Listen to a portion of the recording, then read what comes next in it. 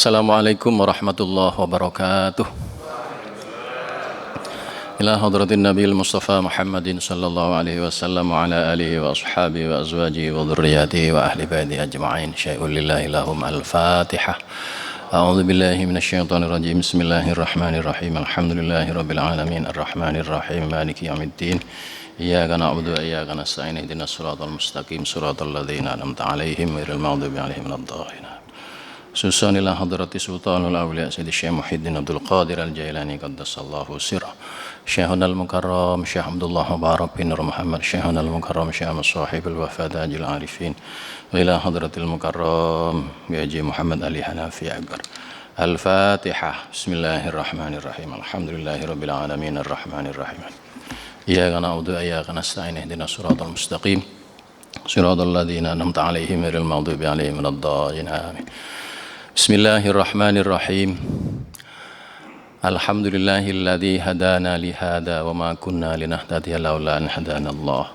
Asyhadu an la ilaha illallah wahdahu la syarika lah wa asyhadu anna Muhammadan abduhu wa rasuluh la nabiyya ba'da. Allahumma shalli ala nuril anwar wa sirril asrar wa tiryaqil aghyar wa miftahi babil yasar. Sayyidina Muhammadin al-Mukhtar wa alihi al-adhar wa ashabil akhyar adada ni'amillahi wa ifdalih. Allahumma aftah lana bi futuhil arifin. Allahumma aftah lana bi futuhil arifin. Allahumma aftah lana bi futuhil arifin. Ilahi anta maqsudi wa ridhaka matlubi a'tini mahabbataka wa ma'rifataka. Al-mukarramun, para alim ulama, para kiai, para ustadz yang kami muliakan, yang kami hormati, jajaran pengurus takmir Masjid Ar-Raudhah, serta seluruh hadirin jamaah sholat subuh yang dirahmati Allah Subhanahu wa Ta'ala. Puji syukur kehadiran Allah Subhanahu wa Ta'ala, sampai pada detik ini kita masih diberi kesempatan menikmati limpahan karunia dari Allah Subhanahu wa Ta'ala. Karena ternyata banyak sekali di antara kita, saudara-saudara kita, diberi nikmat, nikmatnya sama dengan kita, tapi penerimaan dan pemanfaatan nikmat itu berbeda dengan kita. Maka Nabi mengatakan, ni'matani katsirun minan nas maghbun katsirun minan nas, as-sihhatu wal faragh. Ada dua kenikmatan yang seringkali diabaikan oleh kebanyakan manusia itu. Dia tidak mampu memanfaatkan dengan sebaik-baiknya nikmat dari Allah. Apa dua nikmat tersebut? Yang pertama, nikmat sehat. Betapa tidak hadirin, sehat itu adalah sesuatu yang luar biasa. Kita bisa bandingkan suasana hari ini dengan suasana 2 tahun yang lalu. Masya Allah. Alhamdulillah, kenikmatan, kesehatan yang diberikan Allah pagi hari ini kita bisa manfaatkan dengan sebaik-baiknya. Berarti kita tidak termasuk kategori yang disampaikan oleh Rasul. Yang kedua, yang sering juga diabaikan oleh manusia adalah waktu dan kesempatan yang diberikan oleh Allah kepada kita. Masya Allah, alhamdulillah. Jarang sekali jamaah subuh banyak seperti ini. Saya di beberapa masjid di Surabaya, bahkan di tempat saya, jamaah yang sholat subuh itu hanya 30 orang. Itu levelnya mushola, hanya 30 orang. Alhamdulillah, masjid ini sangat makmur, luar biasa. Karena setiap waktu, waktu itu dalam beberapa tafsir ada beberapa kategori. Ada waktu itu mulai dari skon, ya, di atasnya skon kalau nggak salah detik, ya. Di atasnya detik ada menit, menit ada jam, ada hari, ada minggu, ada bulan, ada tahun, dan seterusnya. Itu adalah waktu. Dan setiap waktu ini akan diminta pertanggungjawaban oleh Allah. Akan diminta pertanggungjawaban, dipergunakan buat apa waktu itu. Nah, oleh karena itu hadirin jamaah sholat subuh rahimakumullah, izin Saya bukan bermaksud untuk menggurui kita loh, nggih. Saya kebetulan takdir Allah hari ini bisa jumpa lagi dengan Bapak Ibu sekalian.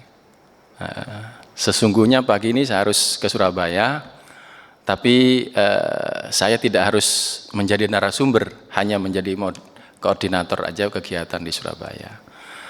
Tiba-tiba tadi maghrib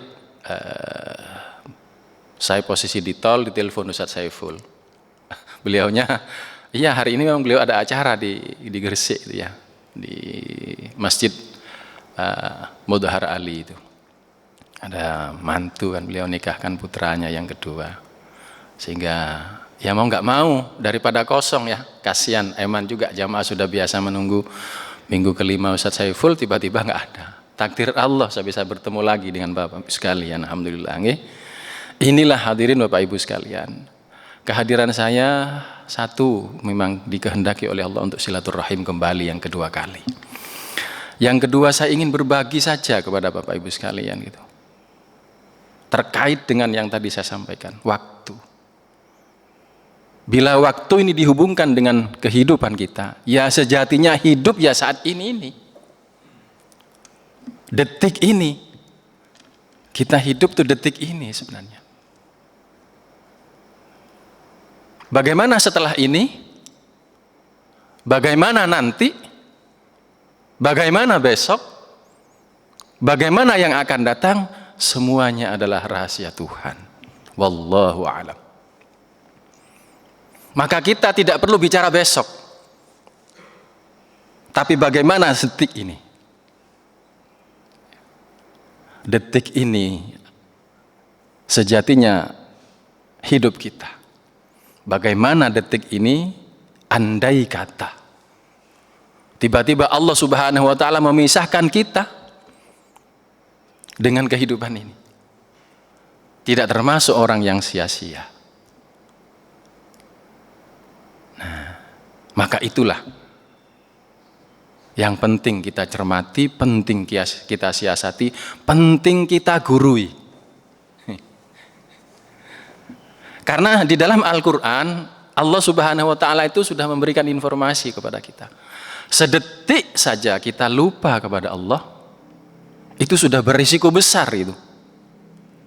Wa may ya'shu 'an dzikrir rahmani nuqayyid lahu syaitanan fahuwa lahu qarin.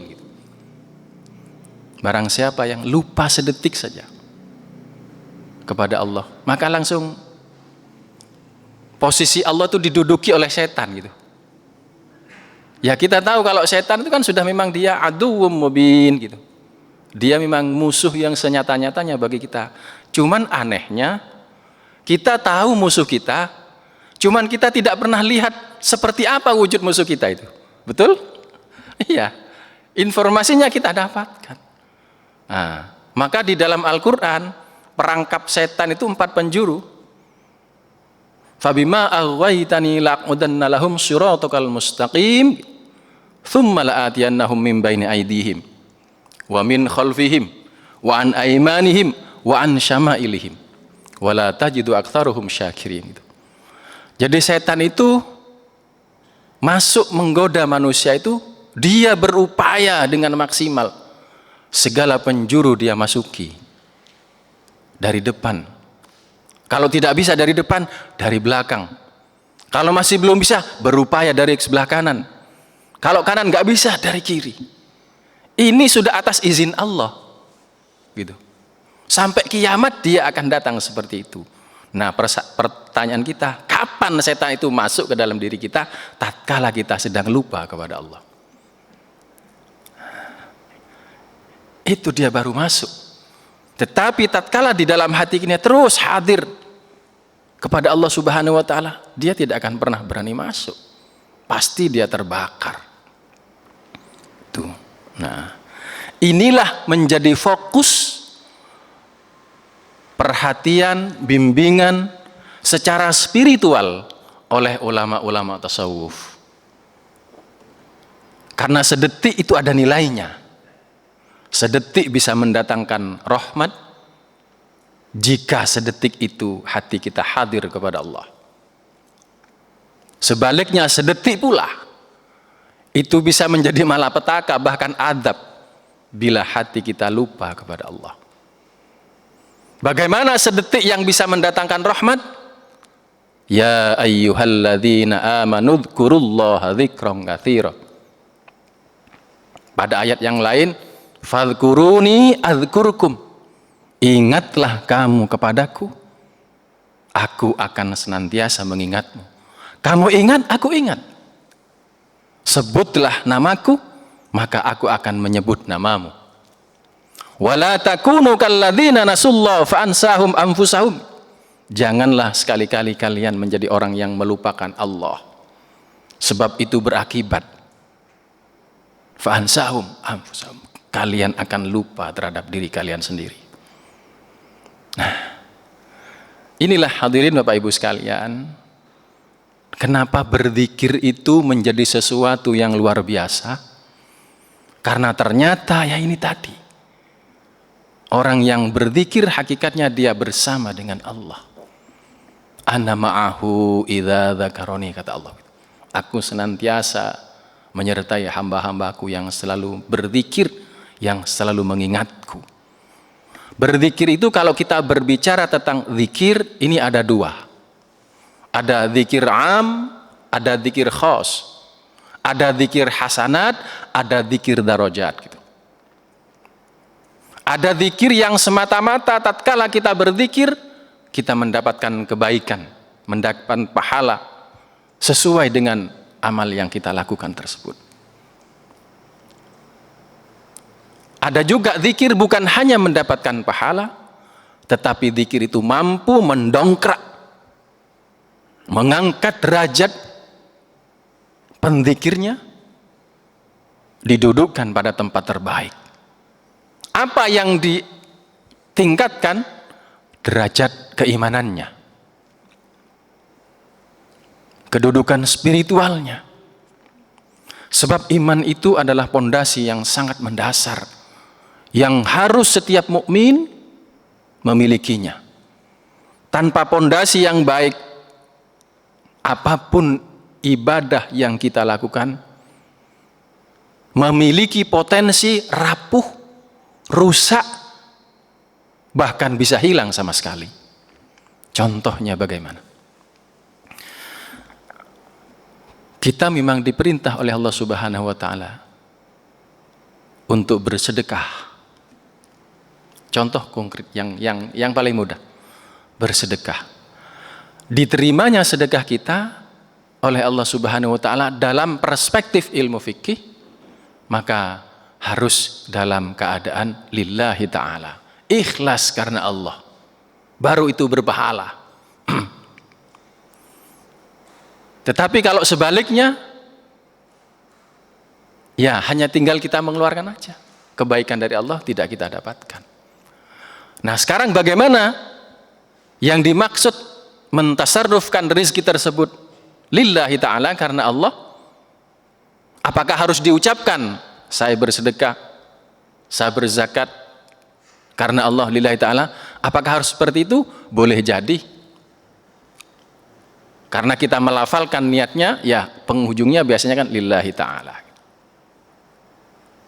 Terus kalau misalnya kita tidak mengucapkan alhamdulillah, apakah hal tersebut tidak termasuk kategori yang ikhlas misalnya begitu? Yang kita sampaikan karena Allah? Belum tentu.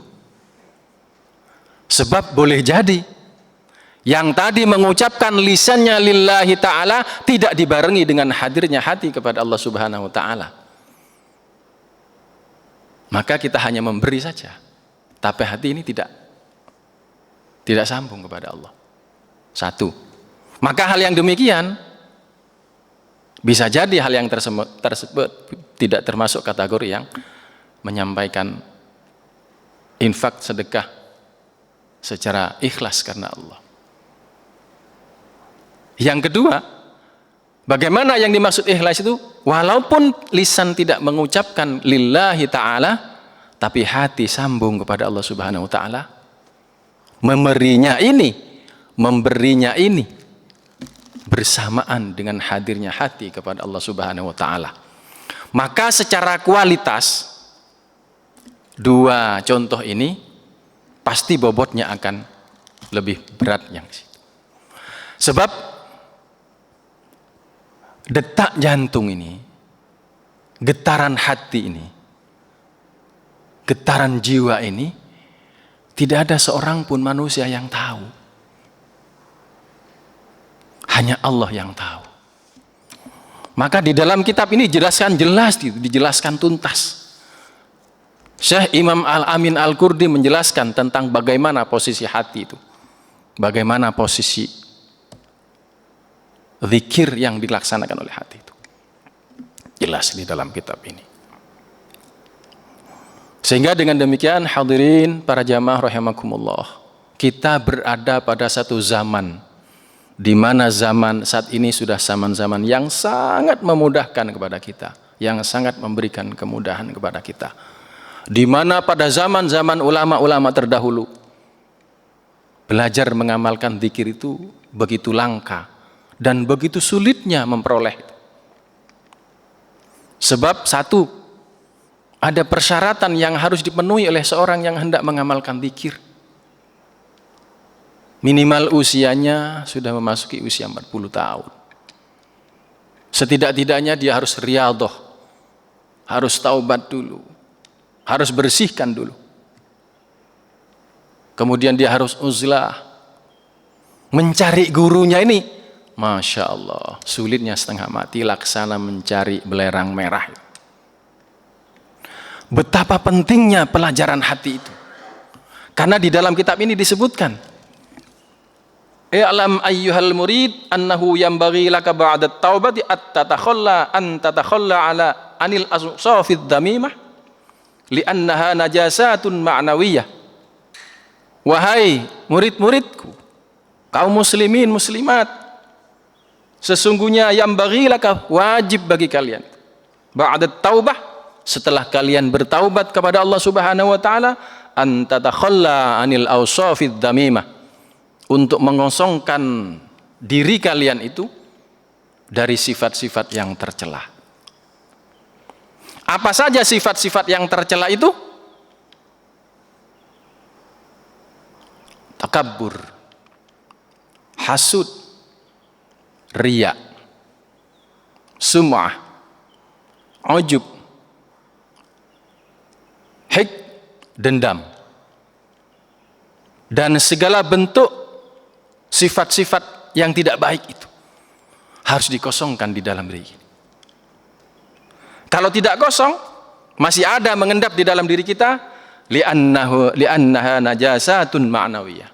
Sebab semua itu pada hakikatnya adalah menjadi najis yang mengendap di dalam tubuh ini. Tubuh ini seakan-akan diibaratkan sesuatu yang penuh dengan lumuran najis. La yumkinu at-taqarrubu biha ilal hadratil qudsiyah al-ilahiyah. Tidak akan mungkin orang yang posisinya sedang mutanajjis dia mendekatkan diri kepada Allah Subhanahu wa taala. Kenapa? Allahu thayyibun la yaqbalu illa thayyiban. Allah itu suci. Maka tidak akan ada connect kalau tidak sama-sama suci. Maka kita harus ada upaya dibersihkan itu. Kama la yumkinu taqarrubu bin najasati sufriyati ila al-ibadati ilahiyah. Seperti halnya kita melaksanakan ibadah, melaksanakan sholat.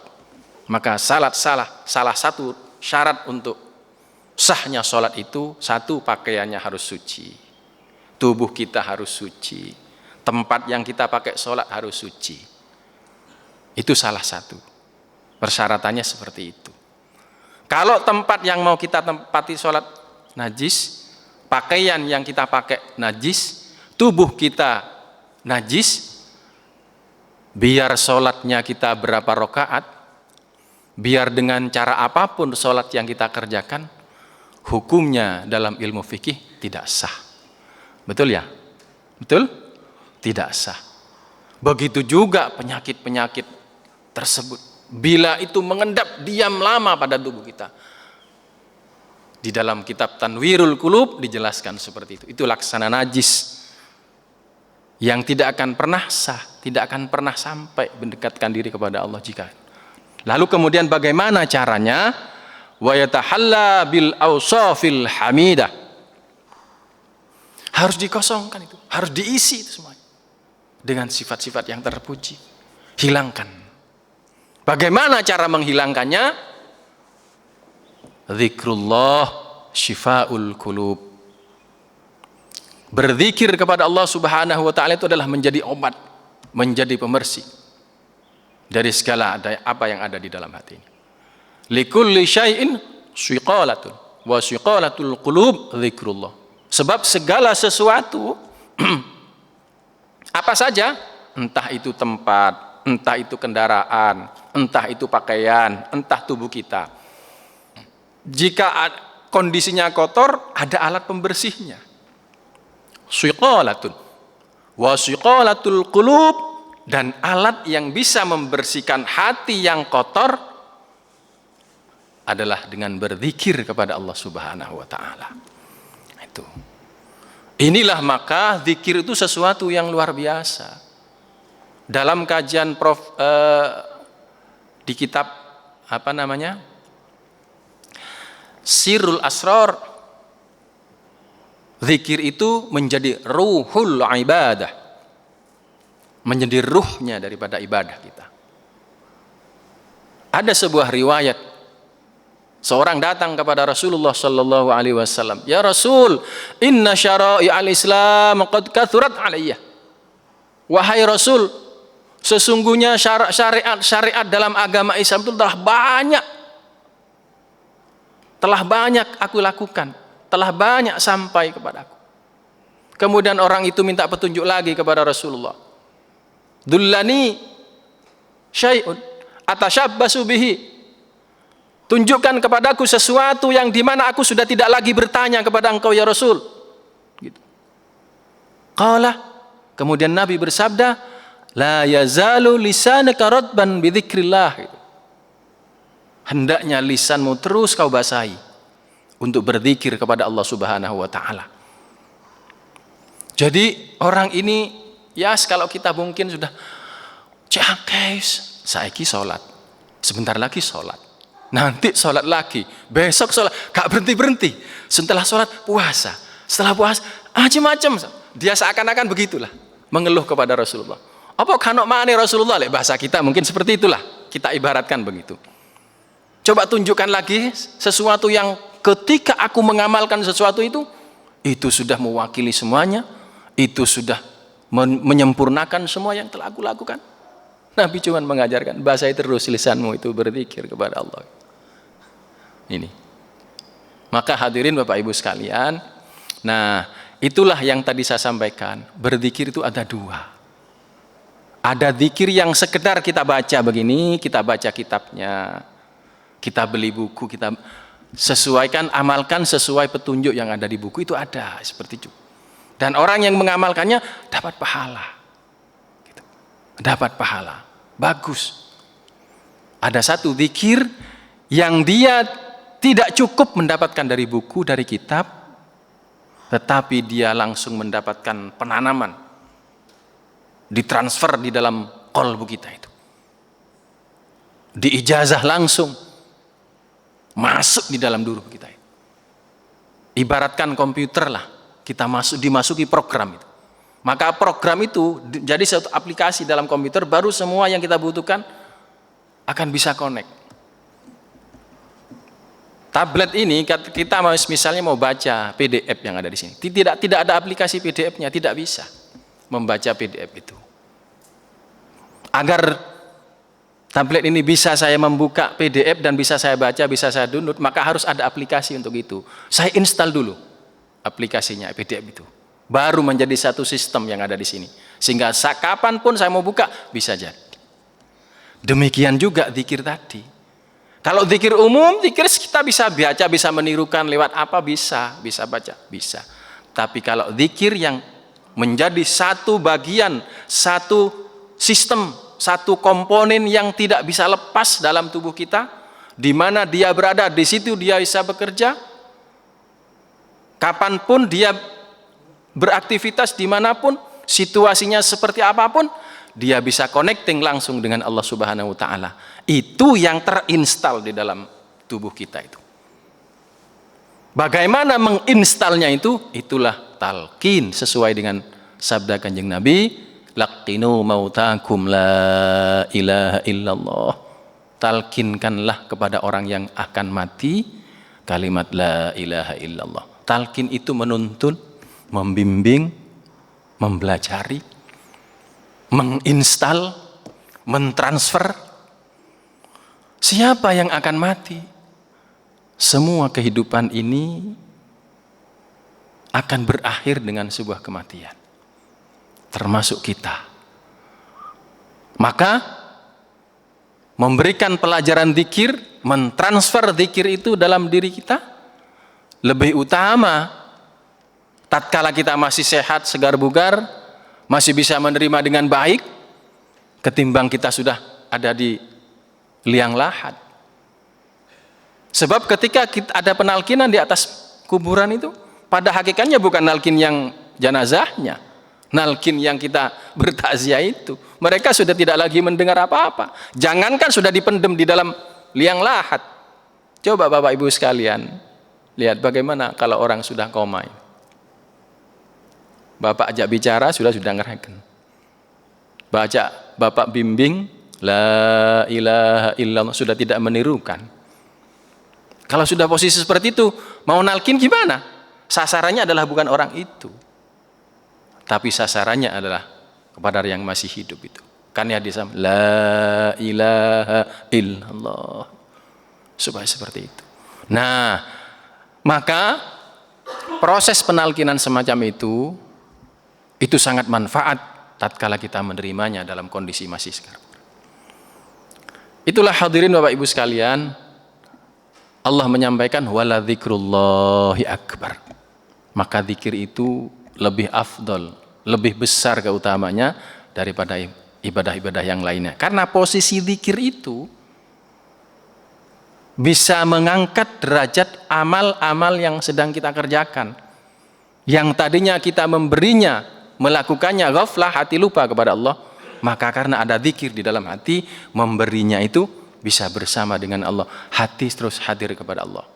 Yang tadinya kita naik kendaraan, pikiran kemana-mana, perasaan kemana-mana, karena ada zikir di dalam hati, maka sambil naik kendaraan, hati tetap bisa sambung kepada Allah. Berarti ketika kita sedang beraktivitas apa saja yang dibarengi dengan hati berzikir kepada Allah, hadir kepada Allah, seluruh aktivitas itu, entah itu bekerja, entah itu naik kendaraan, entah itu jalan-jalan, entah itu belanja, entah apapun kesibukan yang kita tekuni, karena hati pada saat bersamaan terus hadir kepada Allah Subhanahu wa taala seperti ini, maka itu akan mendatangkan kebaikan berupa pahala dari Allah, berupa rahmat dari Allah, berupa kebaikan, berupa ampunan dari Allah Subhanahu wa taala. Maka sebanyak-banyaknya dosa seseorang hadir kemudian dia kepada Allah Subhanahu wa taala dengan terus-menerus hidup hatinya, maka Allah tidak lagi berbicara tentang adab, sudah tidak berbicara lagi tentang dosa, tapi yang berbicara kemudian rahmat. Rahmat. Ada penjelasan di dalam kitab Tanbihul Ghafilin, sebuah hadis Rasulullah sallallahu alaihi wasallam. Lau ya'lamul mu'minu ma 'indallahi minal 'uqubati ma tumi'a fi jannatihi ahadun. Andai kata seorang mukmin mengetahui akan besarnya azab Allah, siksa Allah, maka pasti mereka tidak akan pernah ada seorang pun dia mengharap-harap mendapat surga. Mengapa? Sebanyak-banyaknya amal ibadah yang kita kerjakan, andai kata seluruhnya diterima misalnya, tidak akan pernah dapat disandingkan dengan satu nikmat saja dari Allah Subhanahu wa Ta'ala. Tidak akan pernah bisa disandingkan. Ini ada riwayat.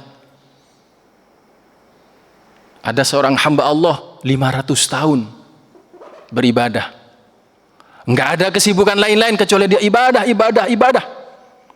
Satu ketika orang ini berdoa kepada Allah, ya Allah, jangan kau cabut nyawa kami ya Allah, kecuali kami dalam keadaan sedang bersujud kepada Engkau. Bapak Ibu sekalian, seorang abid ibadahnya 500 tahun. Apa saja yang mau disampaikan kepada Allah langsung makbul, langsung qabul, ijabah langsung. Maka doanya itu, jangan kau cabut ruh kami ya Rabb, kecuali kami sedang dalam keadaan bersujud kepada Engkau. Langsung diijabah oleh Allah. Maka tatkala dia sedang bersujud, diambillah nyawanya. Didatangi malaikat Israel berangkat. Diriwayatkan kemudian di yaumul akhir kelak orang ini perintahkan oleh Allah kepada malaikat, wahai malaikat, masukkan hambaku ini, seorang abid ini ibadahnya top luar biasa, satu, masukkan orang ini ke dalam surga atas kata-kata Allah, masukkan hambaku ini ke dalam surga atas rahmatku. Orang ini dengar kalau Allah perintahkan kepada malaikat seperti itu, bahasanya Allah itu. Tapi kemudian orang ini komplain. Dia merasa ibadahnya 500 tahun itu sudah cukup menebus nikmatnya surga. Kemudian ini berkata kepada Allah, ya Rabb, bukankah atas ibadahku selama 500 tahun? Gak terima pola ini suruh masukkan ke surga. Atas rahmat Allah gak terima. Karena dia beralasan ada prestasi yang sudah dia kerjakan 500 tahun lamanya. Masa aku kan apa?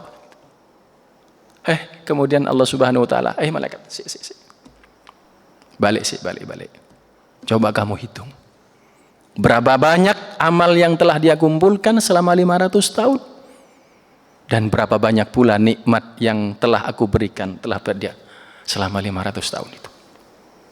Setelah dihitung Bapak Ibu sekalian, ternyata ibadah 500 tahun itu tidak mampu menebus satu nikmat berupa penglihatan yang telah dia terima dari Allah. Dan dia pergunakan untuk melihat selama 500 tahun.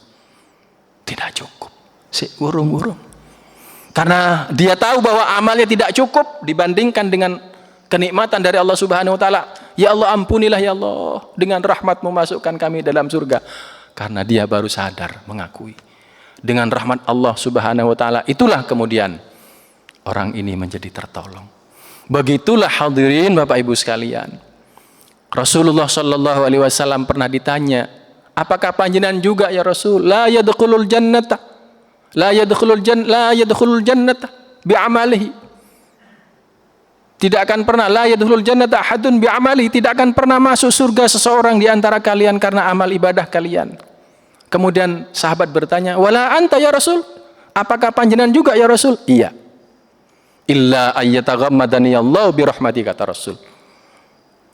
Kecuali atas rahmat Allah Subhanahu wa Ta'ala maka aku menjadi tertolong, terselamatkan dari adab Allah. Kata Rasul begitu. Itulah hadirin Bapak Ibu sekalian, menjadi penting. Maka jika kita tahu, ditampakkan betapa dahsyatnya adab siksa di sisi Allah Subhanahu wa Ta'ala, maka tidak akan pernah seorang pun mengharap untuk mendapatkan surga. Sebab tidak akan pernah sebanding dengan amal ibadah kita. Tetapi lanjutan hadis ini, "Lau ya'lamul kafiru ma 'indallahi minar rahmah, ma qanita bi rahmatihi ahadun." Begitu juga sebaliknya, andai kata orang-orang kafir, orang-orang yang banyak berlumuran dosa, tahu besarnya rahmat yang ada di sisi Allah Subhanahu wa Ta'ala, ma qanita bi rahmatihi ahadun, tidak ada seorang pun di antara mereka yang berputus asa dari rahmat Allah, sekalipun dia adalah orang yang punya dosa seluas langit, punya dosa seluas bumi. Luar biasanya begitu. Oleh karena itu hadirin Bapak Ibu sekalian, patut menjadi bahan renungan bagi kita. Untuk terus menerus kita berintrospeksi, bermuhasabah. Sudah seberapa banyak sih amal yang kita kerjakan? Oke, jawabannya banyak. Sudah seberapa bagus sih sholat yang kita kerjakan? Oke, bagus. Sudah seberapa khusyuk sih amalnya? Coba kita terus begitu. Iya ya, kemarin aku sholat Allahu Akbar, Bismillahirrahmanirrahim, datang. Waduh, besok jatuh tempo. FIF datang. Tagihan mobil datang. Ingat terus, Alhamdulillahirabbil alamin. Nah, besok kasar. Nah, itu sholat kita, profil sholat kita. Terus menjadi muhasabah. Hal-hal yang semacam itu apakah patut kita sandingkan dengan surga? Tapi cita-cita itu harus ada dalam benak kita. Maka dari itulah hadirin, bagaimana sikap kita menyikapi kondisi yang semacam itu? Di satu sisi kita harus berbuat sesuai dengan prestasi profesi kita. Di sisi lain kita harus ada upaya untuk meningkatkan ibadah kita. Bagaimana caranya? Baru kalau sudah berbicara konteksnya adalah cara, metode, itulah thariqah bahasa tasawufnya yang paling membantu kita, yang mudah, yang cepat, yang afdal. Hadirkan hati kepada Allah Subhanahu wa taala dengan berzikir. Ini, detakkan jantung ini untuk selalu berzikir kepada Allah Subhanahu wa taala. Itu. Sebab apa? Ketidaksempurnaan ibadah yang kita kerjakan itu, kita punya simpanan amal yang tidak tercatat oleh malaikat hafadzah. Derajatnya di dalam kitab ini 70 kali derajat keutamaannya daripada ibadah-ibadah yang zahir. Ini satu, itu bisa menjadi deposit amal yang kita bisa bawa ke akhirat. Karena catatan amal yang dikerjakan di dalam hati ini tidak mampu dicatat oleh malaikat hafadzah yang tahu hanya Allah Subhanahu wa taala.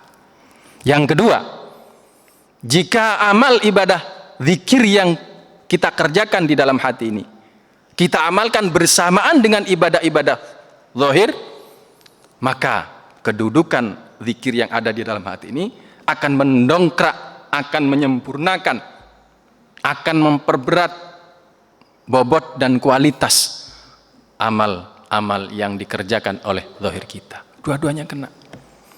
Sebab ini bekerjanya terus-menerus. Naik sepeda motor, kita bisa mendapatkan pahala.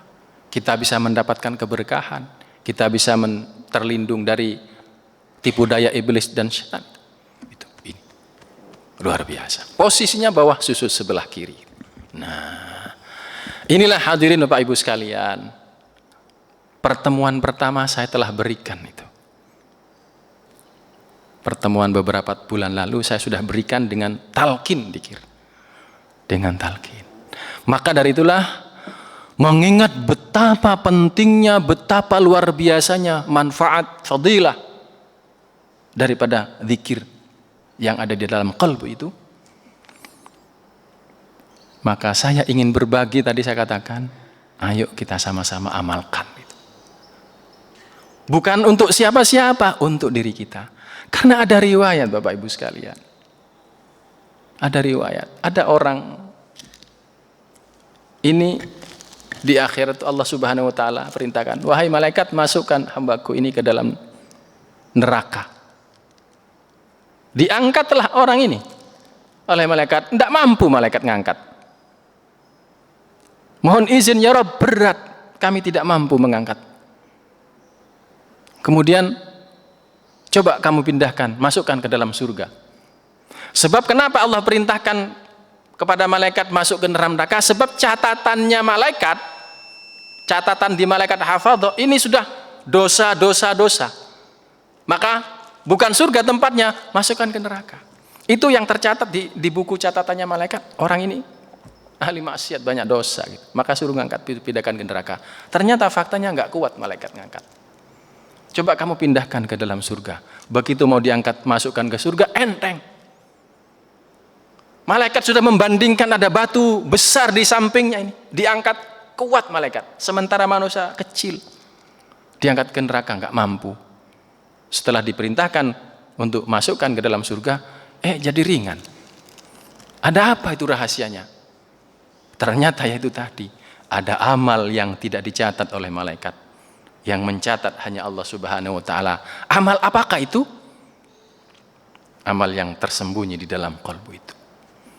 Riwayat ini ada di dalam kitab Mawa'idul Nusfuriyah. Hal yang senada juga ada di dalam kitab Durratun Nasihin. Idza jaa yaumul qiyamati yaji'u qaumun ajnihatun. Yaji'u qaumun lahum ajnihatun ka ajnihatit thair. Bahwa besok di akhirat, di hari kiamat, ada manusia yang datang kepada Allah Subhanahu wa Ta'ala, dia memiliki sayap. Kalau boleh tahu, sayap itu fungsinya buat apa? Buat terbang kan?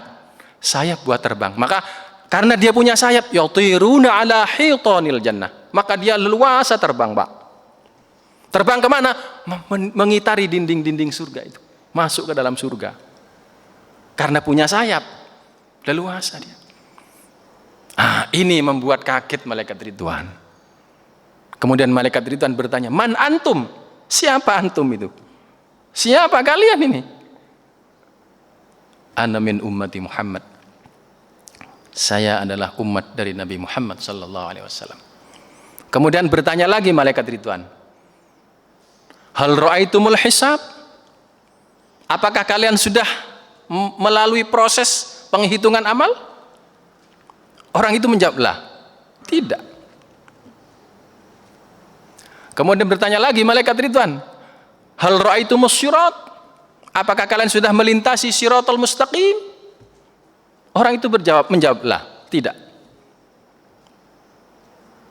Jadi penasaran malaikat Ridwan, bima wajadtum hadhid darajat? Dari mana kalian mendapatkan derajat yang luar biasa ini? Sebab orang yang mau masuk ke tempat ini, pertama harus hisab dulu. Kalau hisab amal baiknya lebih banyak, baru orang itu bisa ke sini. Kalau lebih sedikit, tidak akan mungkin langsung masuk ke sini. Setelah dihisab, baru nanti siratal mustaqim, lewat titian yang itu. Kalau dia ada orang yang cepat, ada orang yang lambat, ada orang yang merangkak, ada orang yang jatuh dulu. Tapi kalian tidak lewat hisab, tidak lewat sirat. Dari mana kalian mendapatkan derajat ini? Penasaran malaikat Ridwan. Orang ini kemudian menjawab, abadnallahu sirran fi darid dunya wa adkhalnal jannata sirran fil akhirah. Dulu ketika aku ada di dunia, ibadah itu enggak ada yang tahu kecuali Allah. Maka saatnya wa adkhalnal jannata sirran fil akhirah. Saat ini aku dimasukkan oleh Allah ke dalam surga lewat jalan yang tidak diketahui oleh siapapun. Apa jalan itu? Apa amal yang tidak diketahui oleh orang lain kecuali Allah? Detak jantung yang selalu berzikir kepada Allah Subhanahu wa Ta'ala. Itulah amalan yang tidak mampu dicatat oleh malaikat hafadzah kecuali langsung oleh Allah Subhanahu wa Ta'ala yang membalasnya. Hadirin Bapak Ibu sekalian, inilah kenapa kita perlu berzikir terus. Inilah kenapa kita termotivasi untuk terus banyak mengingat Allah Subhanahu wa Ta'ala. Inilah kenapa kita harus berupaya untuk menghadirkan setiap detik, setiap waktu hati ini itu selalu bersama dengan Allah Subhanahu wa Ta'ala, karena memang banyak rahasia-rahasia yang kita harapkan dari Allah Subhanahu wa Ta'ala. Rahmat Allah itulah yang kita harapkan. Inna rahmatallahi qaribum minal muhsinin. Dan ketahuilah bahwa rahmat Allah itu bukan datang, bukan tiba-tiba begitu. Itu ada sebab musababnya. Tidak akan mungkin seorang yang ahli maksiat dia mendapatkan rahmat begitu mudahnya. Sebab rahmat Allah lebih dekat kepada orang-orang muhsin, orang ahli berbuat baik. Ahli berbuat baik itu. Maka wujudkan kehidupan itu dengan terus-menerus. Perbuatan baik kita kalau cuma ngukurnya 5 waktu, ya berapa amal yang bisa kita kumpulkan. Tapi kalau setiap detik diupayakan hati ingat kepada Allah, maka setiap detik pula kita bisa mendapatkan pahala, kita bisa mendapatkan rahmat, bahkan kita juga bisa mendapatkan ampunan dari Allah Subhanahu wa taala. Hadirin Bapak Ibu sekalian, saya sudah melampaui dari batas isyraq nih. Barangkali sampai di sini dulu. Sekiranya mungkin ada sesuatu yang muskil, yang mungkin perlu di-sharingkan dengan kami, saya beri waktu lah paling tidak 1-2 orang. Kami persilahkan Bapak Ibu sekalian. Oke. Kami persilahkan. Tapi kalau memang tidak ada sesuatu kebanggaan bagi saya gitu. Keatek nama waktu lagi kan begitu. Tapi yang terpenting Bapak Ibu sekalian, bagaimana kita ini bisa berzikir begitu aja. Nah, itu ya. Terus saya kalau gitu panjenengan tidak bertanya, saya yang bertanya. Kira-kira Bapak Ibu sekalian, apa yang pernah saya sampaikan beberapa waktu lalu itu ada sesuatu yang mungkin gak iso aku ngamalno, misalnya seperti itu, atau ya wis aku tak ngamalno, misalnya seperti itu, ya monggo sampaikan aja. Jika yang Pak, aku iso aku karep ngamalno, tapi ya apa carane supaya gue lebih, nah kita bisa sharing di situ gitu. Aku gak iso Pak dewean, harus ada yang dampingi. Ah, itu kan persoalan yang harus kita jadikan solusinya. Ya mungkin panjenengan itu. Atau mungkin hari ini panjenengan bertanya, Pak aku kepingin sing saman maksudkan, ayo aku saman tuntun sekarang, misalnya begitu. Ya, solusinya kita cari, kita berikan solusinya. Monggo, kalau mungkin ada yang mau panjenengan sampaikan, tidak apa-apa. Nggih. Isyraqnya kan sekarang jam 5 lebih 1 menit kalau nggak salah, nggih. Betul Pak, nggih. Ya. Jadi silakan sekiranya masih ada yang mau disampaikan. Apa sudah cukup, nggih? Monggo Pak, silakan. Waalaikumsalam warahmatullahi wabarakatuh. Siap. Yes. Yes. Wah, ini yang saya tunggu Pak. Pertanyaan semacam ini namanya perlu problem solving, kan begitu kan ya? Perlu jalan keluar gitu. Ya. Nah, itu kan sudah menyangkut kepada pengamalan. Maka ini sesuatu yang luar biasa karena pertanyaan itu muncul berangkat dari pengamalan, pengalaman dari pengamalan yang sudah dilakukan, kan seperti itu. Tidak akan mungkin Pak ingat kadang-kadang lupa, kadang-kadang ingat ya.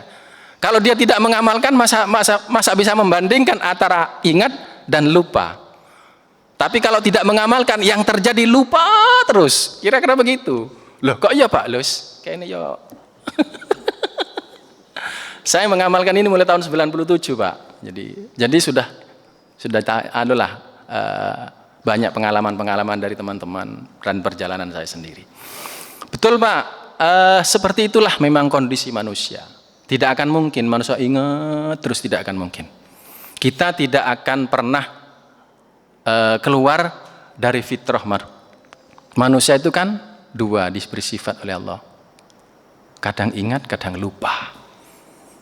Tapi ketika kita lupa, ada alat untuk mengingat. Ya, itu. Apa alat mengingatnya? Berzikir. Nah, sekarang tekniknya bagaimana? Kan begitu kan? Ya. Tekniknya ya harus pakai media. Medianya dari anggota tubuh kita. Yang bisa merespon sehingga kita refleks secara otomatis yang tadinya lupa menjadi ingat. Kalau saya begini. Ini, Bapak saya dengarkan apapun, dengarkan tausiah, dengarkan ngobrol Bapak. Tangan saya begini aja. Sepanjang ini kerja, ini terus otomatis teringatkan oleh gerakan ini. Kalau enggak tangan, kaki aja. Kalau sambil nonton TV, nonton bola, sambil nonton dangdut, gini aja. Mau irama apa saja, irama dangdut, oke. Irama keroncong, oke. Irama pop, silahkan. Goyang, ngebor, oke. Tetap bisa jalan dia Pak. Dia tetap bisa jalan, asalkan ada medianya aja. Gitu. Nah, ini tekniknya Pak. Tapi kalau kemudian kita ingin ingat terus, itu yang berat, Pak. Itu sudah masuk kepada makom malaikat itu, Pak. Itu. Manusia tetap kita berjalan di atas fitrah kita. Tetapi kelebihannya di mana sekarang? Dengan adanya metode ini. Kelebihannya adalah, satu, kita bisa membandingkan antara ingat dan lupa. Ketika kita lupa, berarti ada sesuatu yang hilang. Karena ada sesuatu yang hilang, yang lepas dari ingatan, ada dorongan untuk mencari lagi, mendatangkan yang hilang itu. Maka, bagaimana cara mendatangkan yang hilang? Ya ini, itu tekniknya. Nah, latihan ingat semacam ini, tentu saja harus diupayakan di luar kita beribadah. Khususnya di luar sholat. Kalau kita mencari sesuatu yang hilang itu di dalam sholat, baru di dalam sholat itu kita mencari sesuatu yang hilang itu lebih berat lagi, Pak. Gitu. Lah, wong waktu sholat aja bisa sudah kondisinya lupa sama sekali. Apalagi sudah tidak dalam kondisi sholat gitu. Gitu saja. Maka tinggal dibalik aja. Kalau sudah dalam kondisi di luar sholat kita ingat, lupa, ingat. Pada waktu sholat ya bang mudah. Nggak usah cari-cari lagi, tinggal tuntun aja. Bismillahirrahmanirrahim. Alhamdulillahirabbil alamin. Kalau tidak ada zikir di dalam hati, ya Allah, moga besok FIF, Utuh dan seterusnya. Pas iki gurung ono duit. Ya, itu mikir-mikir macam-macam itu. Waduh, aku mau ndelek duit dek kono moga-moga. Macam-macam itu. Apalagi kemudian was-was parkir. Iki mobil mau tak parkir, tak kunci, ya. Itu ingat seperti ini. Nah, itu kalau tidak ada zikir di dalam hati akan seperti itu datang. Bahkan sesuatu yang tadinya sama sekali tidak terlintas dalam benak pikiran kita pada waktu sholat datang. Panjenengan mengalami seperti itu? Pernah mengalami? Pernah? Itu panjenengan jujur. Orang soleh itu begitu, Pak. Tapi kalau panjenengan tidak pernah terlintas hal-hal yang seperti itu, saya mempertanyakan jawabannya panjenengan. Tapi itu luar biasa panjenengan itu. Nah, kondisi-kondisi semacam itu, kalau saya memberikan masukan, ya jangan dibiarkan gitu. Dibiarkan. Tetap harus diupayakan. Bapak teruskan aja seperti itu. Tinggal tekniknya aja. Kalau ini yang bekerja pakai tangan kiri. Bapak di depan komputer, ya sudah mungkin. Pakai kaki. Bapak sedang setir mobil, ya ini geriji. Gitu. Bapak sedang pegang palu, nutui paku. Ya ini. Setiap gerakan kita selaraskan dengan hati berzikir kepada Allah. Seperti itu. Insya Allah semuanya akan menjadi baik, menjadi soleh, menjadi berkah. Kalau aktivitas-aktivitas kita ikuti hati hadir kepada Allah Subhanahu Wa Taala, semuanya itu bergerak di atas pertolongan Allah.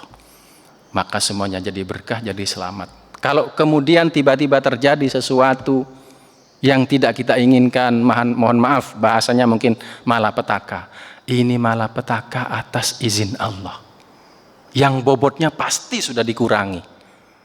Mohon maaf, mudah-mudahan kita terselamatkan. Kalau misalnya kita takdirkan oleh Allah Subhanahu wa taala tubruan,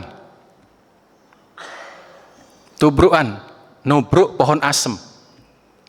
Boleh jadi takdirnya tetap terlaksana, tapi pohon asemnya kecil, mungkin cilik, jadi gak resiko, kan bisa seperti itu. Maka takdir itu tetap terjadi, kan nggak bisa seperti itu. Nah, ini kenapa? Karena kita terus sudah bersama dengan Allah Subhanahu Wa Taala. Kalau sudah tidak, kira-kira begitu Pak tekniknya, silahkan nanti yang lain bisa diseringkan. Ya, kalau memang panjenengan berharap penjelasan saya ini perlu terus diperdalam, perlu terus dikaji, terus diseringkan, tidak apa-apa Pak. Panjenengan jangankan forum besar begini ya, 2-3 orang diskusi sama saya tidak apa-apa. Saya dalam rangka pembinaan amaliyah, saya lebih kepada amaliyahnya, Maka ketika saya menyampaikan ilmunya, saya juga bisa menyampaikan bagaimana mempraktekkannya gitu Pak. Karena ada orang yang bisa menyampaikan secara keilmuan, tidak punya otoritas, tidak mendapatkan izin untuk memberikan itu. Lah kebetulan alhamdulillah tidak tahu juga saya. Sejak tahun 2008 saya begini pekerjaan saya Pak. Mengajak kita bersama-sama untuk berzikir kepada Allah Subhanahu wa taala sejak tahun 2008. Tuh. Nah, oleh karena itu Bapak Ibu sekalian, terima kasih panjenengan sudah ada respon yang sangat baik untuk berupaya mengamalkan. Mudah-mudahan perjumpaan kita ini diberkahi oleh Allah Subhanahu wa taala, diridhai oleh Allah Subhanahu wa taala. Silaturahim ini bisa berkesinambungan, nggih, baik dalam ruang lingkup yang besar maupun yang sifatnya ini. Tapi saya senang, Pak. Ini satu di sini senang saya, Pak. Satu, ini bagus. Sound systemnya bagus. Audiens bisa mendengar jelas. Yang menyampaikan bisa juga dengan nyaman. Maka pasti penyampaian yang nyaman itu berpengaruh terhadap penerimaan dari audien yang juga pasti nyaman gitu Pak. Tidak ada yang kadang-kadang anunya terlalu besar sehingga yang audiennya nggak paham gitu. Ada yang seperti itu. Tapi ini media yang sangat luar biasa.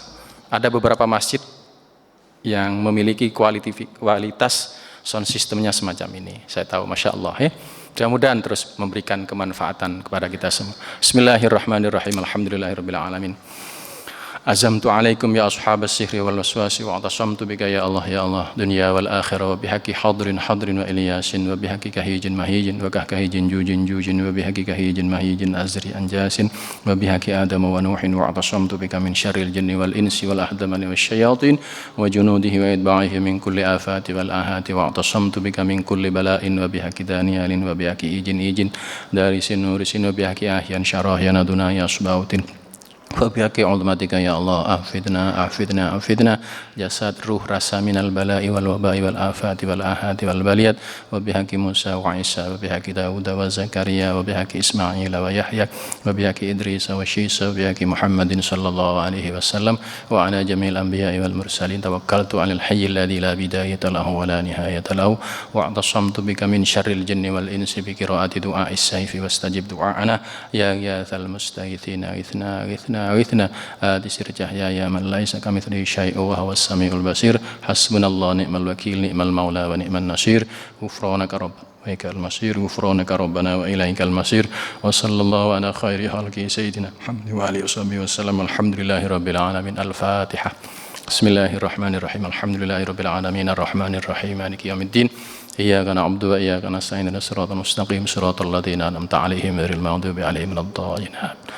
Jika Bapak Ibu sekalian ingin menindaklanjuti, coba Pak gimana kalau menselaraskan dzikir la ilaha illallah dengan ininya, berarti kita harus ada halaqah tersendiri, entah seminggu sekali, entah 2 minggu sekali, kita ada waktu untuk mengamalkan bersama-sama, itu akan lebih luar biasa. Okay? Kurang lebihnya mohon maaf.